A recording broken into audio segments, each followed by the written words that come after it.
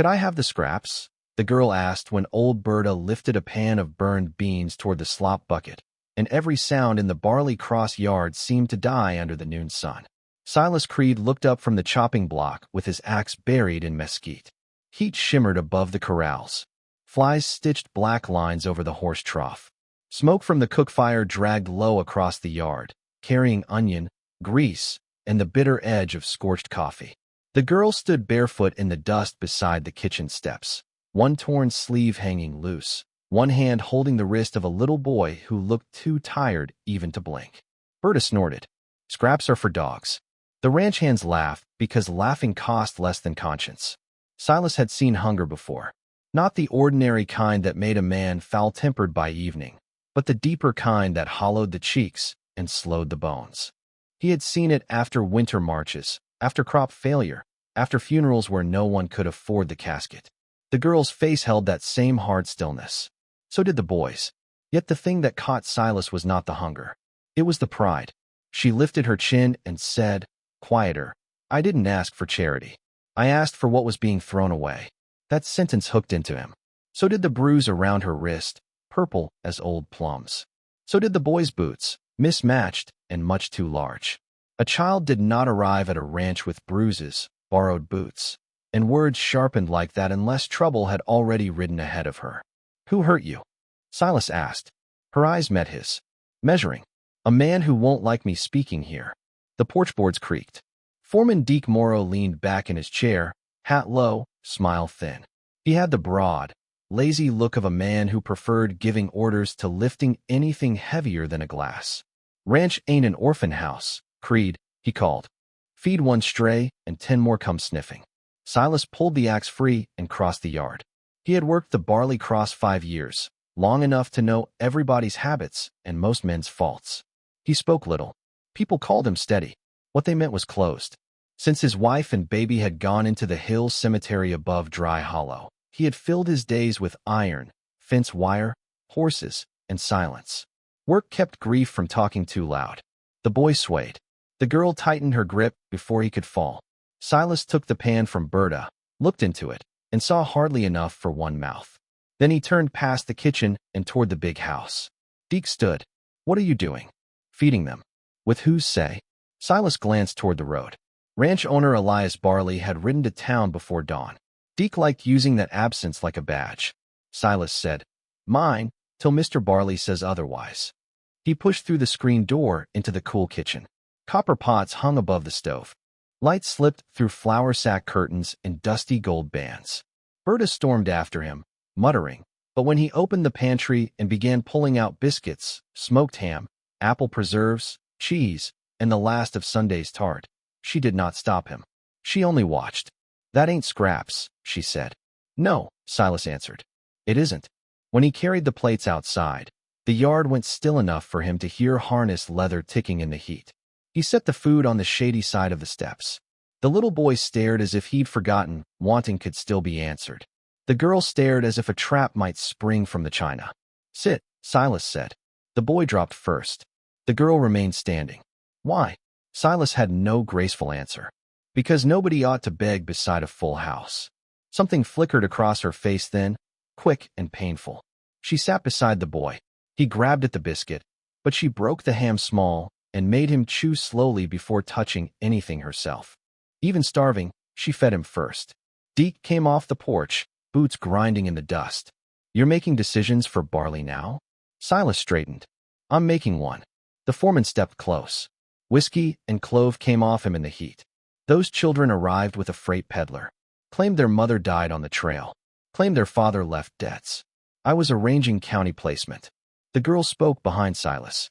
"He sold us before he died." The yard seemed to tilt. Deke's jaw tightened. "Mind your mouth." She raised her bruised wrist. "You know it's true." Even the laughter was gone now. Silas turned to her. "What's your name?" "Ada." She touched the boy's shoulder. "Toby. How old are you?" "Old enough to know when a man means to trade children for money." Deke lunged, red-faced, but Silas caught his arm before he could lay hands on her. For one long breath, everything held still. Cook in the doorway, hands by the trough, children on the step, sun glaring off nail heads, a horse kicking in the barn. Then a rider burst through the south gate in a sheet of dust. Silas knew the horse first. Elias Barley's blue roan. He knew something else a second later. The limp shape tied over the saddle horn in front of the rancher was a deputy, bleeding through his coat. Elias hauled the horse short, swung down with a rifle in one hand, and shouted before his boots fully hit the ground. "Get them inside. Get your guns. Mercer Vale is riding this way, and he's coming for the girl." The little boy began to shake. Ada did not. She only looked at the dead-pale deputy, then at Deke, and whatever fear she felt hardened into certainty. "I told you," she said. Deke pulled his arm from Silas's grip. "Who in God's name is Mercer Vale?" Elias answered without taking his eyes off Ada. "The kind of man who kills lawmen for paper. And unless this child starts talking now, he'll be at our gate before sundown." The roan had foam on its chest and blood on its flank.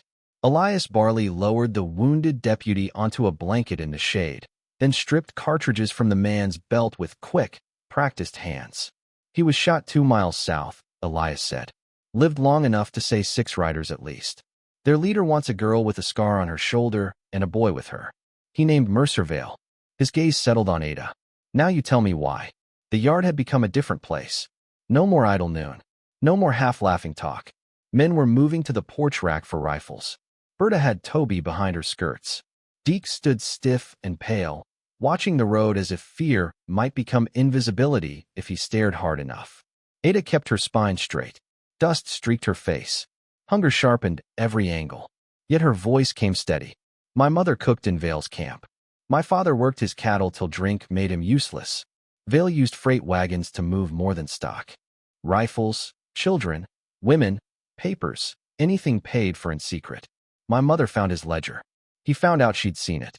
Silas felt the heat in the yard deepen. Rumor had long circled Mercer Vale like buzzards around a carcass, but rumor and proof were 2 different beasts. Elias said, "Where is the ledger now?" Ada hesitated.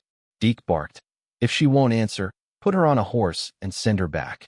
We protect this ranch, not every waif carrying trouble in her apron." Silas turned slowly. "You seem eager. I seem practical." Deke pointed toward the big house, the barn, the bunkhouse, the corrals. "There's 30 souls here. We risk them for 2 strangers?" Ada looked at him with open contempt. "You mean you risk yourself?" Deke took a step toward her. Elias stopped him with a single word. "Enough." The rancher waited until Deke froze, then spoke to Ada again. "The ledger." She drew a cord from beneath her dress. On it hung a small silver token stamped with a rearing horse and the letters VC, Vale Cattle. She shoved the torn cloth from her shoulder. A white crescent scar lay there, old and puckered. "He burned me when my mother denied knowing anything," she said. "When Ma got sick on the freight road, she made me swear to take Toby north to Canaan and place the ledger in Judge Holloway's hands. She said he'd read it into court before Vale could buy the town. We got as far as the peddler's wagon. Ma died. The peddler took us in and tried selling us back. I ran before dawn." Silas noticed the way Deke went very still when she spoke the judge's name. Elias noticed too. "You sent word south this morning, Morrow?" The foreman lifted his chin. "I sent for advice." "To whom?" No answer. That was answer enough. Silas crouched by the dying deputy. The man smelled of sweat, blood, and trail dust. His lips moved once. Silas bent closer and caught 2 words. "Public. Judge." Then the man shuddered and went quiet forever. Public, not private. That mattered. Silas stood and faced Elias. The choice had already settled in him, heavy as an anvil, but clean. He could feel the whole ranch waiting to see whether pity would fold under fear. "We keep them," he said, "and we ride before Vale reaches the gate. If the ledger names buyers and deputies, we don't hide it in a ranch house. We put it before witnesses." Deke stared. "You're volunteering all our necks." "I'm volunteering mine," Silas said. "You can decide about yours." He looked at Ada.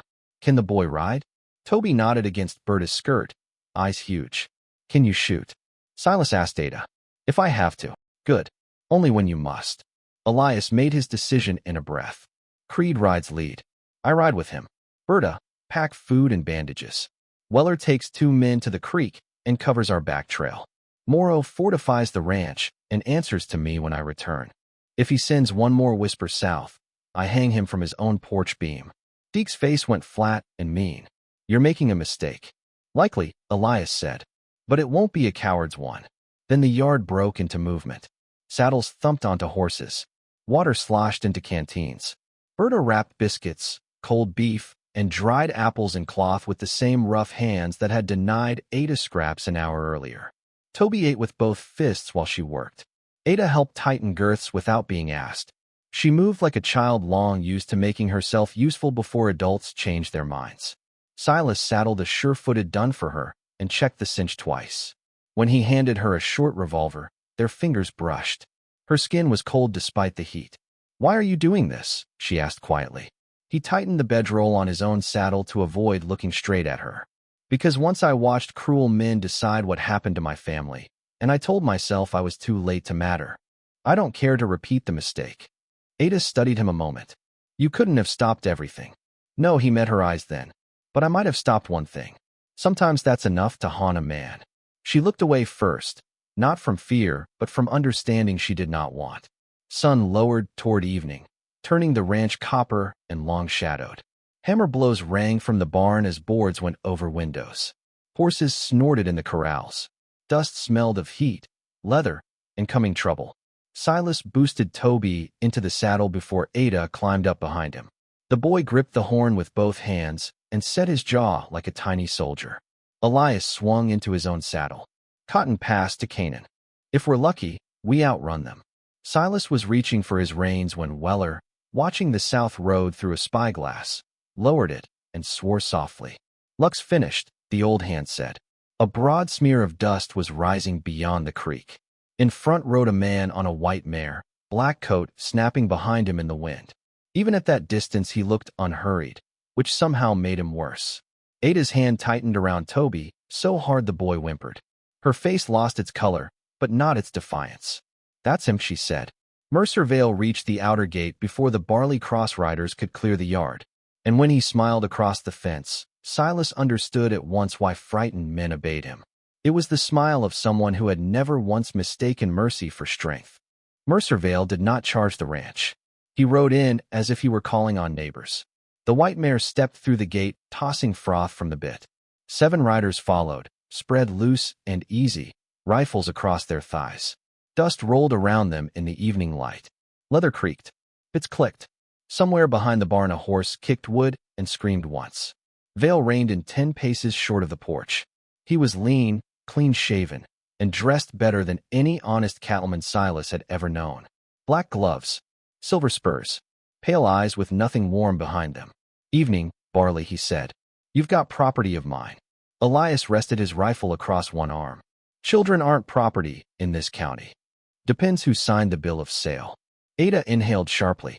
Vale's head turned toward the sound, and his smile sharpened when he found her mounted behind Toby. "There you are," he said. "I told your mother running would only lengthen the pain." "You shot her," Ada answered. "I corrected theft." Vale's gaze slid to Silas. "And you must be the man who mistakes defiance for virtue." Silas kept one hand on his gelding's rein and the other near his holster. "And you must be the man who perfumes himself so folks don't smell the rot." A few ranch hands sucked air through their teeth. Vale's riders shifted. One rubbed his thumb along a carbine stock. Another spat into the dust. Vale drew a folded paper from his coat and held it up. "Signed transfer. Legal witness marks. The girl and boy were pledged against debt. Return them, and I leave with only my own. Refuse, and I burn every board on this spread." Toby buried both hands in the saddle horn. Ada leaned closer around him, not hiding, just bracing. Elias said, "You murdered a deputy over paper. That weakens the word legal." Vale shrugged. He interrupted. Wind came up from the creek, carrying horse sweat, smoke, and the metallic smell of coming rain, though the sky remained hard and clear. Silas bent slightly toward Ada without moving his eyes from Vale. "Ledger on you?" he murmured. "No." "Where?" "Safer than me." "Not safe for long." That was enough for now. Vale's smile faded. "My patience is expensive. Hand over the children." "No," Silas said. The word landed flat and heavy. No speech. No bargain. Just refusal. Vale tipped his head. "Then graves, I suppose." The first shot came from the cottonwoods by the creek. One of Vale's riders jerked sideways and hit the dust. Weller had opened the dance. Everything broke at once. Horses screamed. Men shouted. Gunfire cracked across the yard, punching splinters from porch rails and trough boards. Silas slapped Ada's horse rump hard and shouted, "North Wash. Stonebridge. Don't stop." For half a second she stared at him, furious at being ordered. Then Toby ducked against her chest, and she drove the dun toward the back lane. Elias fired from beside the porch steps, calm and deadly. Berta dragged a ranch hand out of the kitchen doorway before a bullet smashed the lintel. Silas ran low along the trough, drew his pistol, and fired at a rider cutting for the north lane. The shot went wide. Another rider swung from the barn side to head Ada off. Silas could not reach him on foot, so he threw open the remuda pen and slapped the nearest geldings into panic. 3 half-broke horses exploded into the lane, ropes trailing, eyes rolling white. They crashed into Vale's flanking riders, turning order into rearing chaos. Silas caught a dangling lead rope, vaulted bareback onto a bay, and drove it straight through the churned dust after Ada. The world shrank to pounding hooves, smoke, and the hot iron taste in his mouth. Ahead, Ada bent low over Toby as the horse leaped a washout. To the right, a rider cleared the remuda and brought up a shotgun. Silas fired from the bay's heaving back. Missed. The rider fired too. The blast hit Silas across the ribs like a kicked door. Air vanished from him. He nearly slid off, clawed mane, and somehow stayed mounted. Blood soaked warm beneath his shirt. Then Ada turned. Against every instruction, she drew the short revolver and fired once from the moving saddle. The shotgun rider pitched backward into the grass. No time to praise. Vale himself came through the dust on the white mare, coat snapping, pistol low and steady. He was not chasing Ada. He was coming for Silas.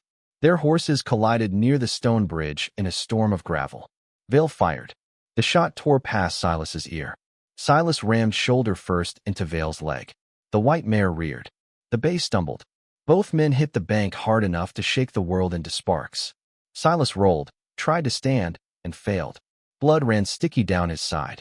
Vale came up faster, pistol in hand, and swung the barrel toward Toby across 20 feet of twilight. "Ledger," he said, breathing hard, "or the boy dies first." Ada slid from the saddle and froze, empty gun hanging at her side. Toby made a small, terrified sound. Silas pushed up on one elbow and found he could not rise before Vale could fire. Then a voice came from the dark beneath the bridge. "You always were lazy about sea-urchin wagons, Mercer." Every head turned. Old Berta stepped out from the shadows with a double-barreled shotgun braced to her shoulder. In her left hand, she held a mud-spattered ledger bound in cracked brown leather. Vale's pale eyes locked on it. Berta's face did not twitch. "Move that pistol 1 inch, and I'll stitch your soul to this creek." Moonlight caught the ledger's wet cover. Ada stared as if she had seen a ghost. "You took it," she whispered. Berta kept the gun steady. "Found it sewn into your hem after you washed. Reckon smarter hands should hide it till the shouting started." Silas saw Vale thinking fast, calculating distance, barrels, wounds, horses, odds. He saw something else too. For the first time since the man rode through the gate, real uncertainty had entered his face.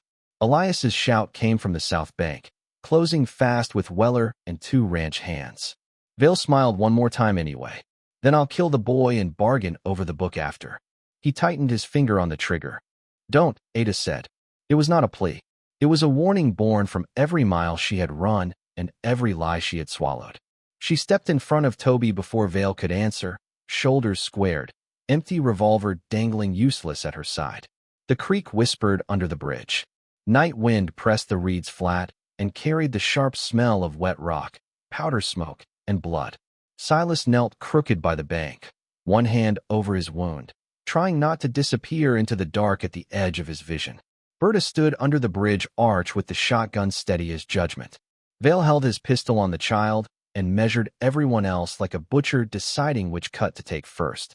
"Throw me the ledger," Vale said. Berta did not blink. "No." Vale's mouth twitched. "Cook, if you fire both barrels, the kick will throw you on your back. Then you can admire the stars while dying," she said. Silas almost laughed, and the laugh nearly blacked him out. He steadied himself against stone slick with moss. Elias and Weller were near now, but not near enough. Ada looked at Berta in disbelief. "Why help us? You wouldn't even feed us this morning." Berta's eyes stayed on Vale. "I was deciding if you were thieves or hunted." Difference matters. A beat passed. So does shame. That landed in Silas harder than the wound. Shame had ruled most of his life since Dry Hollow. Shame for surviving fever that took his wife. Shame for reaching the doctor too late. Shame for every hour afterward spent pretending work could hammer sorrow into something harmless. Vale shifted the pistol toward Toby again. I've let this turn theatrical. Ledger. Now. Silas forced himself upright. The move tore fire through his ribs, but standing changed the shape of the moment.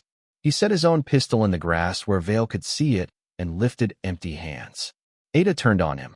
Have you gone mad? Probably, he said. But stay where you are. He limped forward one step. Moonlight silvered the creek and the mud on Vale's boots. You want to leave here feeling tall, Mercer? Take me. I'm the man who blocked your way.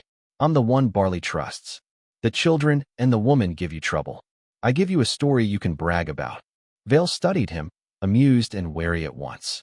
You think sacrifice impresses me? No. I think vanity does. For the first time, Vale's smile faltered. Silas kept talking because words were cheaper than blood and perhaps just as useful for another second. You'll never own fear again if you shoot a boy in front of your own men. They'll obey, but they'll know. Men always know when a wolf starts eating too small. Something flickered in the faces of the remaining riders on the bank. Not revolt. Not yet. But doubt had a scent, and horses could smell it. Ada stared at Silas as if seeing through him for the first time. Why would you do that for us? Silas answered without looking away from Vale. Because once I let grief make me absent while life asked something of me. I don't aim to be absent tonight. Silence settled. Then Ada reached into the torn lining of her sleeve and pulled out a small packet wrapped in oilcloth. Berta blinked. Girl. The ledger wasn't everything, Ada said. My mother copied the last pages. Names of buyers, judges, deputies, freight men. She said if the book was lost, these pages could still hang him. Now Vale's composure cracked. You lying little snake. Berta fired. The first blast shattered the night. Buckshot tore through Vale's gun arm. His pistol flew into the reeds. Before the echo died, Silas lunged. He hit Vale in the chest and drove both of them into the creek mud. Cold water slapped his face. Reed roots snapped under their boots. Vale fought like a knife, all elbows, knees, and sudden vicious grabs for the wound in Silas's side. Silas hammered him once, twice, lost balance, found it again. Vale's good hand closed on his throat.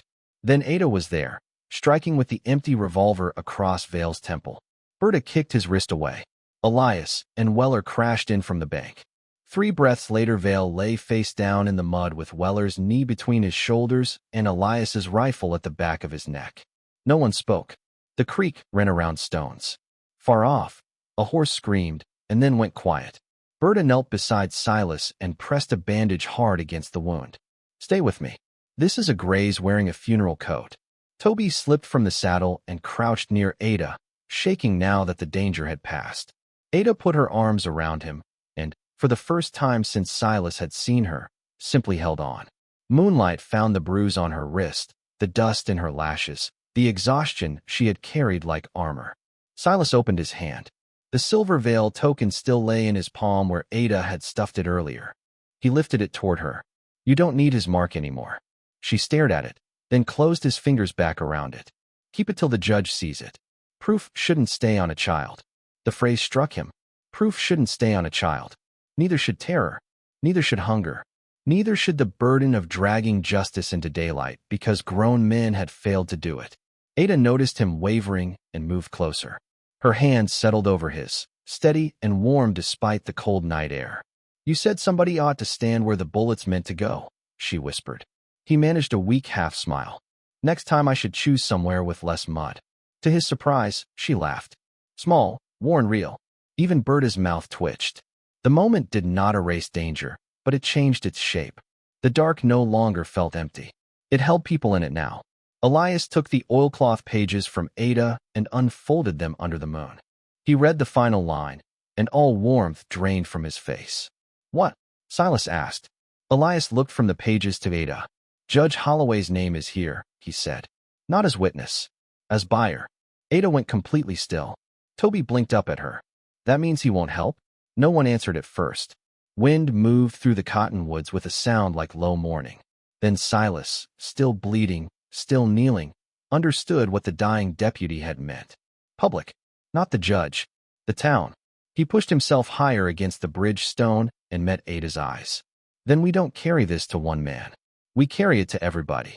And in the hard gray hour before dawn, with Vale bound and the ledger safe at last, that became the plan that might save them all or bury them in the square trying.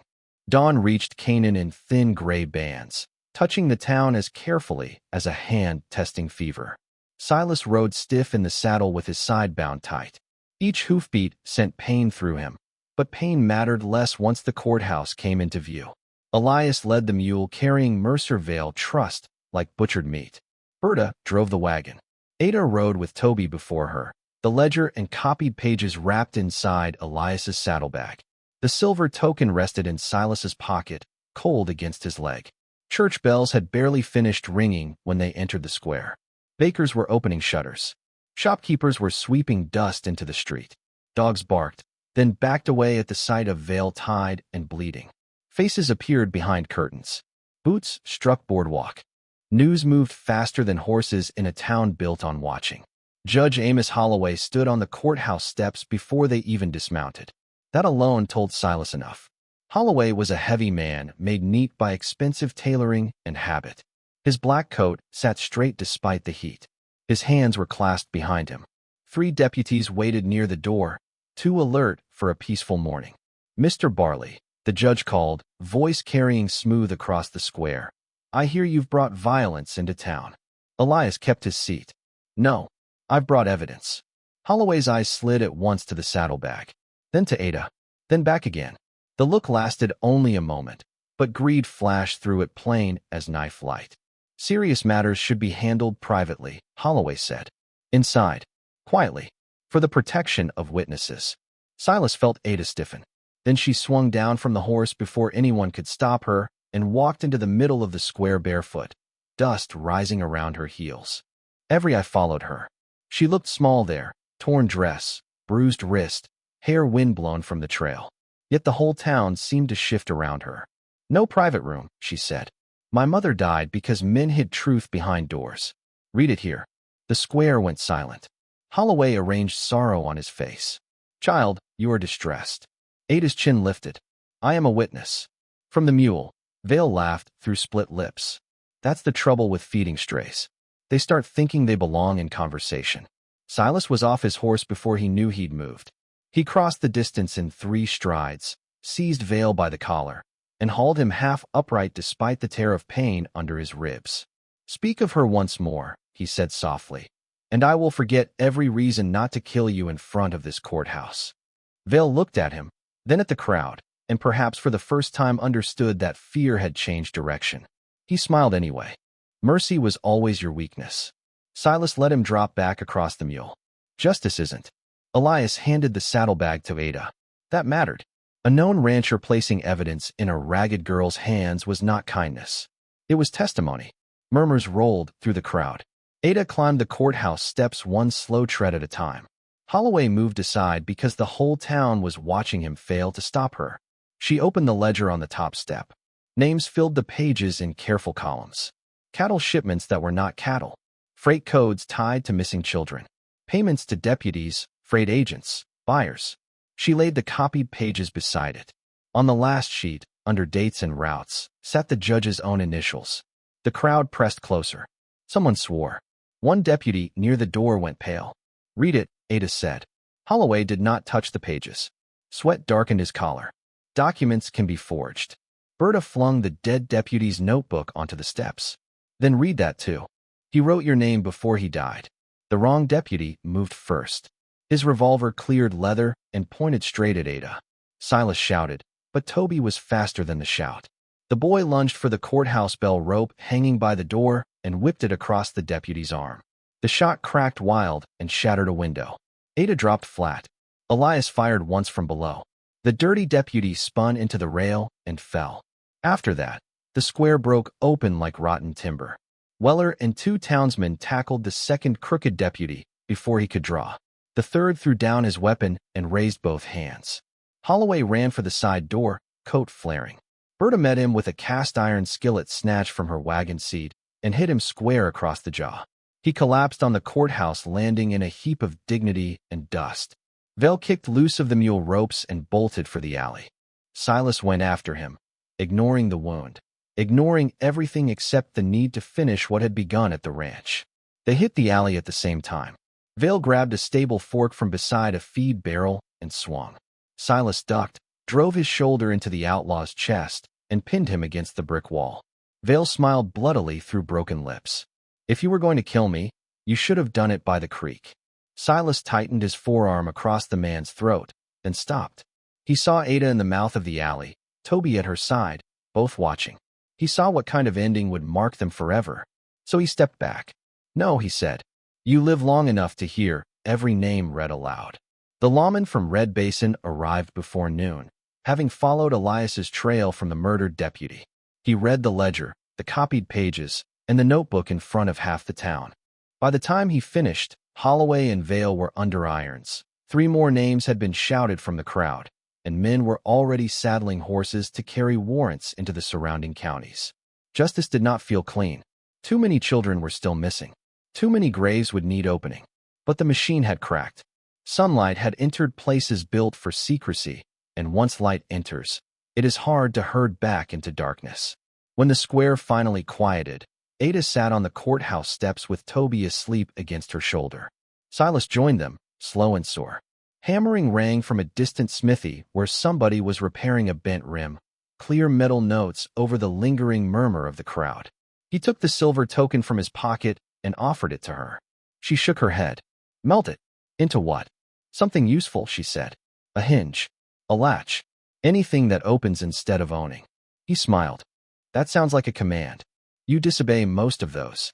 Only foolish ones. Her laugh was quiet, but it reached Toby even in sleep. The boy stirred, blinked, and asked the question that mattered most. Are we going back with you? Ada looked at Silas then, not begging, not assuming, only waiting for the world to answer straight for once. Silas glanced toward Elias, already giving statements.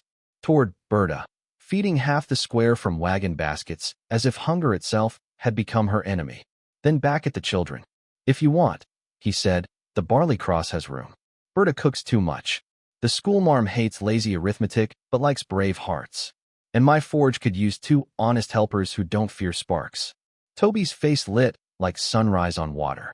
Ada's shoulders loosened first, then her mouth, then the watchfulness around her eyes. When she nodded, it was the kind of nod people give not to rescue, but to belonging. By autumn, the silver token had been melted in Silas's forge and hammered into a plate fixed to the long table Elias moved onto the porch every Sunday, so nobody on the barley cross would ever again eat inside while others begged by the steps. Berta chose the words. Toby learned to read them. Ada traced them with one finger before every meal.